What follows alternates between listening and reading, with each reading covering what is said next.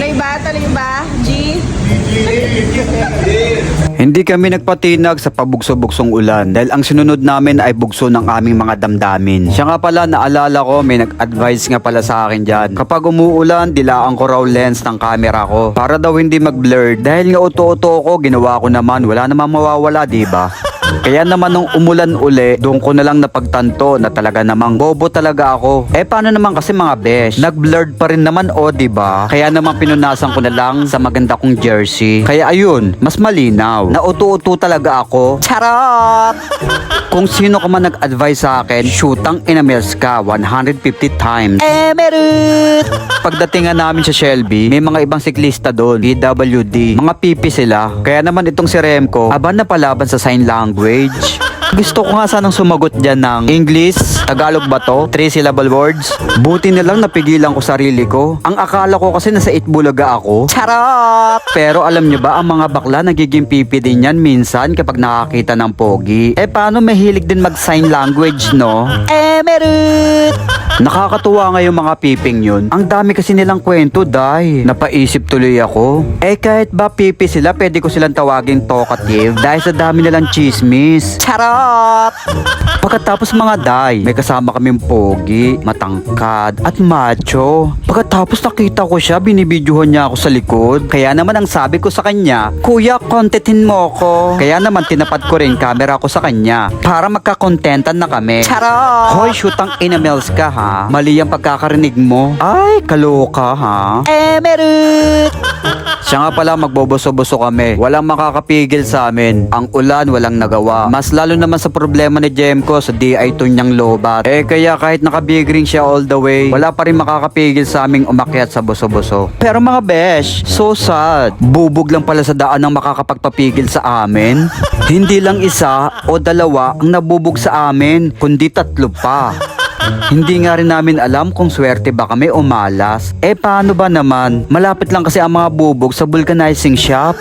Sobrang minalas nga ako dyan. Paano yung pito ng interior ko? Natuluan ng glue stick. Kaya naman sumiksik sa pinaka-thread. Nangailangan ako ng lighter para lusawin yung glue stick. Kaya naman nagpahanap ako kay Aika ng adik sa kanto.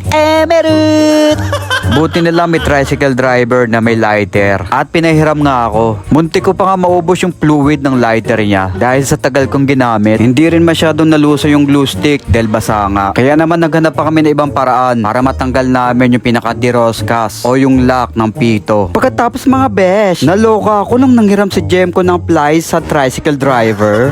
Parang gusto pa ata maging karpentero na Jemco. Pagkatapos hindi pa nakontento sa isa mga besh. Nanghiram pa nga na isa pang flies. Hindi lang basta flies ha. Isang malaking flies. Na-scary boom boom ang lola mo dun ha. Sa laki ng flies na yan, parang ako ata gusto ipitin ni Jemco ha. Meron!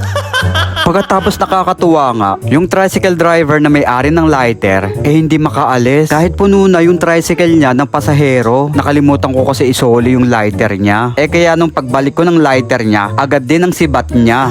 O diba ang bait ni kuya? Kahit naabala ko siya, hindi siya nagalit. Introvert siguro si kuya. Hindi nagreklamo At walang imek. Parang nonchalant. Meron! Maraming salamat sa iyo kuya. God bless you. After so many years, okay na rin yung bike ko. Kaya naman sa Blue Mountain na kami dadaan. Cancel na yung boso-boso dahil basa-basa na kami. Pagkatapos natatawa nga ako dyan kay Jemco. Nung nasa Paddy's Point na kasi kami, sa kanya ko lang kasi narinig yung pinagsamang hingal at tawa. Eto. Nakabigri, tumatayo pa. O baka yun lang din yata ang way niya para makahingal ng malakas. Para-paraan din no? Charot! Pagkatapos may isa pa siyang para-paraan moves mga besh. Bumabakbak nga siya dyan mga besh at sobrang bilis niya nga dyan. Mahaba-haba rin ang tinakbo niya dyan. Kaya naman todo ang hingal ng lolo mo. Syempre gusto niya maglaro ng lakas-lakasan kaya hinayaan ko siya. Pero nung naramdaman niya sa sarili niya na hindi niya nakaya at hindi niya matatapos ang ahon, biglang huminto sa pagpadyak at nagpanggap na kunyari may tumatawag sa kanya. Ay sus! Gawain ko rin dati yan. Meron! O, nakarelate ka, no? Paano gawain mo rin dati yan, no? Charot!